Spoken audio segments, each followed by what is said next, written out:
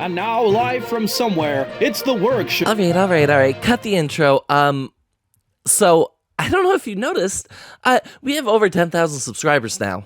What's up with that? You guys are insane. Thank you so much for all of the support. In fact, why don't we just get right into the comment section of the video? I'm sure that all of the comments that you guys have left have been amazing. Let's get into them.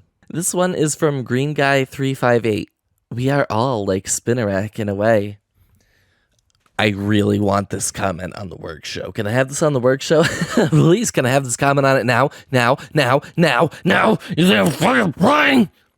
Loads gun. Put us on the Wherg TV show! No! Shoots leg. Last warning. 3, 2, 1. Bang. Wow, that really was one of the comments of all time. Liam Steele 4170 says, "Be careful of what you saying. Australia is my continent. And when you said it's not real, that offended me, dummy." Wait, what the fuck? How's this guy typing from Australia? That doesn't make sense. It's not real. Who gave their imaginary friend a YouTube account? Come on, fess up. I know it was one of you.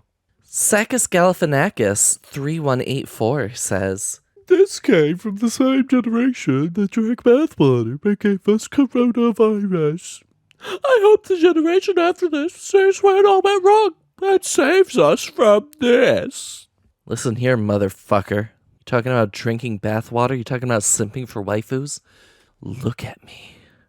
I am a waifu, and you should be simping. Wolfie the Squad says, "I am the one who makes likes into 1.8k likes, so can't you pin me?" Oh shit, sorry man, I forgot. Maybe next time. So, this is from the Neon Sapphire Gamer 2K7. It's not actually a comment, it's just a post that I was mentioned in. I just thought it was very interesting, so I wanted to read it. "My friends with name Wherg and James." And then it says, it says a couple other people, and then me. And that's the whole post. I've never interacted with this guy before. Not to seem mean, it's just, I'm very surprised that this is a post that I mentioned in. He made another post, and it says, my British friends. Like, yeah, okay, I am friends with Deuterium, the sentient mattress, that's true, but I don't know any of these other people. And more importantly, I am not British. And I never will be. Don't you ever forget that, okay? I'm not British. Okay. I've recomposed myself. It's okay. We're good. But, speaking of Deuterium the Sentient Mattress, he's actually our first guest of the evening. Let's bring him out. And now I am joined by Deuterium the Sentient Mattress. Deuterium, why don't you tell the audience a little bit about yourself? I'm Deuterium. I'm a sentient mattress. Cool. So I gotta ask, you have a series called All the Inaccuracies, and I gotta know, what is an inaccuracy? That can kind of vary from video to video, I have to be honest, because a lot of the time, just generally, it just means a thing that is not quite factually accurate. But if, depending on the video's subject matter, I can sort of divide into different kinds of inaccuracies. Like, is it something that was accurate at the time of the airing but has since become inaccurate? That's a retroactive inaccuracy. Is it something that was just plain wrong from the start? That was an error? Or is it even something that it would be weird to say at that point in time? Like, it would just be non-topical information. Okay, that's a pretty good definition. So, it says right here in my notes that you have a series called All the Inaccuracies. With that in mind, what's a tomato? It's a kind of fruit. It's disgusting, and I completely agree. Those that enjoy eating them are strange. Yeah. And as such, before eating them, it is of extreme importance to crush them, add large amounts of herbs and spices, serve it on top of some kind of wheat-based substance. That typically makes it palatable. But tomatoes on their own, just, I do not understand. There is more liquid content in them than a glass of milk. You can look that up. That's very interesting. Hey, speaking of liquid content, how many waters are in the ocean? Um, I would say it's about 7. It's about 7. Wow, that's very interesting. That's more than I thought, less than I hoped. Hey, speaking of water, you know how hippos walk underwater, right? They're very dense, and so what they do is they go underwater and they just sort of walk along the bottom. Elephants, they use their trunk to snorkel, and so they can breathe the air. Now, when you think about large African animals, those are the first two that normally come to mind. But for me, the third one that comes to mind is rhinoceroses. Now, they have a horn, right, that sticks out of the front of their face, and it goes up. I They're think horny. they are. I think that they should have snorkels like in their horn. I think it's a design flaw, and that they should evolve in order to be able to breathe out the top of their horn, so that way they can go swimming and they can snorkel the whole time. I think that would make them much better as an animal, and I'm hoping to hear what your take on the matter is. And with all your help, dear viewers, you can make that possible. With a monthly donation of £5, you too can help a rhinoceros gain an inbuilt snorkel so that they can breathe underwater. Why? Just for the fun of it. But you can make that happen with your monthly donation. Save a rhinoceros from the sadness of not having to of being unable to breathe underwater, and give them a new underwater life. Beautiful. So, while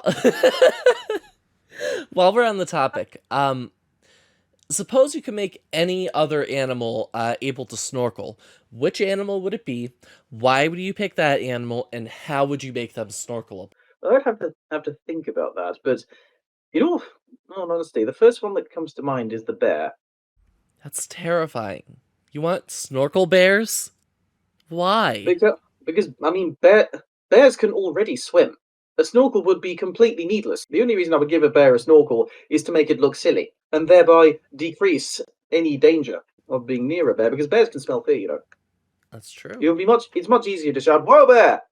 as a bear when it's wearing a snorkel and looks much less imposing, because that's what you're supposed to do when there's a bear about you. You need to let it know you're there. The difficult part, of course, will be trying to get a snorkel onto it. There's a good chance that anyone who tries to do it will be mauled, but the result will be very much worth it. And occasionally the bear might try and remove the snorkel, at which point we'll just have to do it over again. But it will all be worth it to just see a bear wearing a snorkel. That's incredibly insightful. So your name is Deuterium, the sentient mattress. Could you explain what that means? Like, what is deuterium? Where'd you get the name from? Deuterium is an isotope of hydrogen. I saw the word one day in chemistry class in high school. I liked it. I remembered it. One day I decided I would change my screen name to the word deuterium, and then I tried various combinations of strange words to follow it. I thought the first one that came to mind was sentient mattress. I tried other ones, like translating it into German, die fühlende Matratze.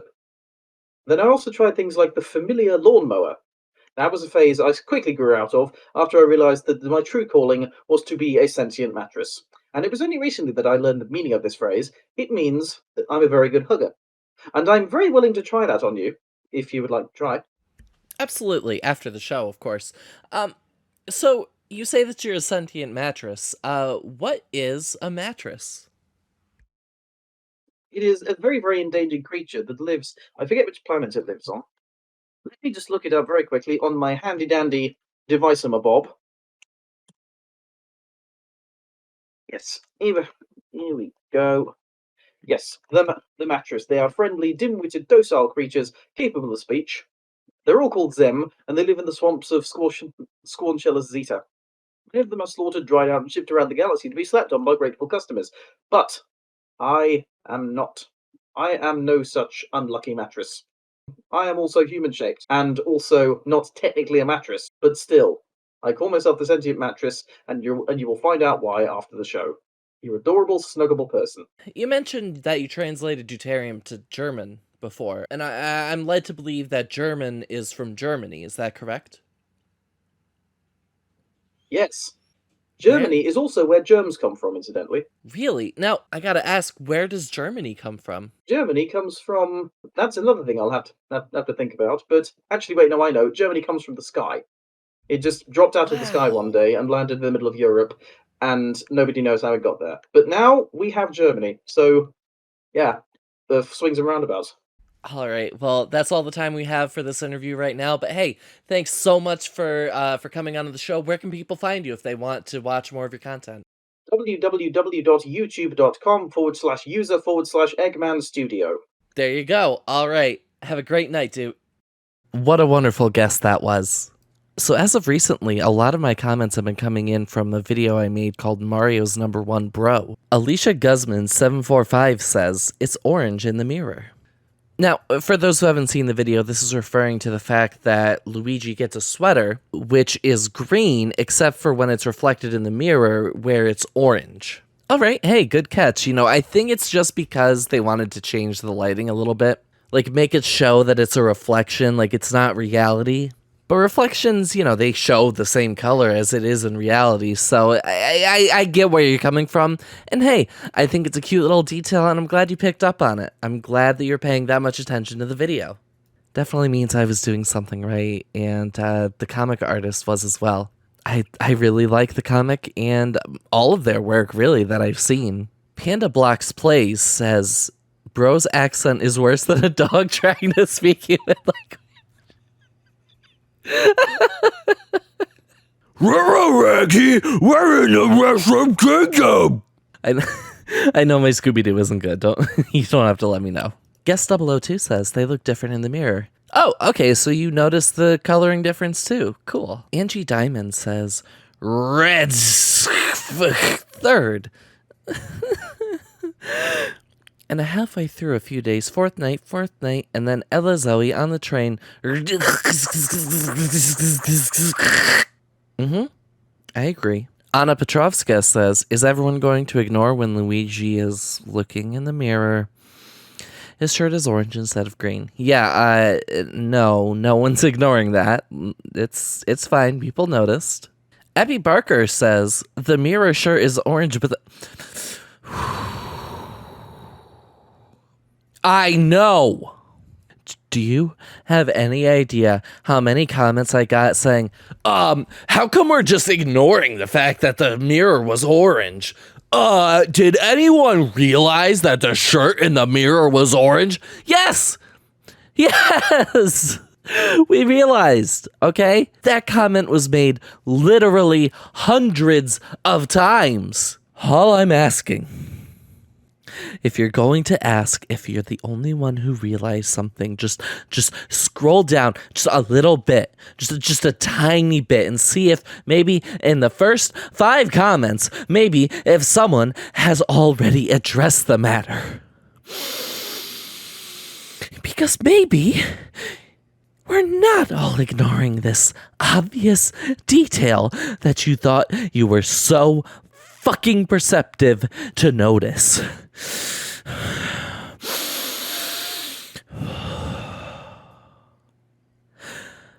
Let's move on to the next guest. And for my next guest tonight, I am joined by DLB Tibbin. Come on out, Tibbin. Why don't you tell us a little bit about yourself? Thank you for having me. It's great to be here. I am a wolf demon who is now running a cabaret up here on Earth. Hello, thank you for having me. All right, awesome. So, how does a wolf demon get into the business of running a cabaret? Tell me a little bit more about that. When you have plenty of people that know you, it's pretty easy to get your claws in. Nice. So, all right. So I'm looking through my notes here, and it says, DLB Tibbin stands for Dick Long Big Tibbin. Can you confirm or deny this? I believe I've gone on record a lot of times saying it's that luscious booty, but I'll take that one as well. Okay. This next question, I honestly don't know what I meant by this when I wrote it down, but I'm going to ask it anyway. You believe that the Earth is flat, right? Well, it was nice being here. Follow-up question. If the Earth truly is flat, where does all the foreskin go? That is a great question. We'll need to find that out, I guess. I have no idea. It's actually a good question because I don't know where. It's very rare down under as well. So if you find that out, I would also like to know. Okay, all right. I'll let you know. My next question is, what is 3 times 7? 3 times 7, 21. Oh my god, thank you. Earlier in tonight's show, I had a comment that I displayed for the viewers. It said, my British friends, and it listed a couple content creators. I was one of them. I don't want people to get a misconception here and think that I'm British. How do I avoid this? What can I do to make sure people know that I'm not British? Oh, that's a good one. Okay, hold on. I need to ponder this. Are you aware that Hatsune Miku does not talk to British people? Here's footage. Wait, what? That's news to me. Yeah, here's footage proving it. Please give your thoughts on this video. Excuse me? Are you British? Oh no. Oh no, no, no, no, no. Hatsune Miku does not talk to British people. The only outside the people in your mom. Seka. Canceled? Canceled? Canceled? So, but what do I do? I don't want Hatsune Miku to pound my mom. What do I do, Tibin? Say that you're also one. I don't know. If you want to get in on that, that's what you do, I guess. No, I don't want to get on that. Hatsune Miku's I'm trying pretty cool. to avoid it. Then Help me! fine, I'll smuggle you over or out of there. I don't know. Thank you so much. I'll make sure everyone's out there. Oh my god, you're a hero. Hey, so I'm glad. imagine, if you are capable of doing so, that you live in a world where soy sauce is a verb. In this world, what does it mean to soy sauce? Oh gosh, if that was a verb, God, I'd be hearing that all over the cabaret, and I would have to kick people out. I'm not even kidding. Oh wow, what would it mean? Oh, that's some dirty talk that I don't allow at my establishment. Let's just say that. Oh, I never knew it was so vulgar. For the final question of the evening, have you ever unhinged your jaw in order to swallow a large amount of food at one time? And follow-up question, why or why not? Yes, it was a huge burrito, and why not? Yes, correct. Why not? Why not unhinge your jaw? Indeed. I mean, haven't you seen that Burger King commercial? No. It's seriously, what a thrill. What a thrill. Thank What you for a coming on the thrill. show tonight. It was lovely having you. Love to have you on again.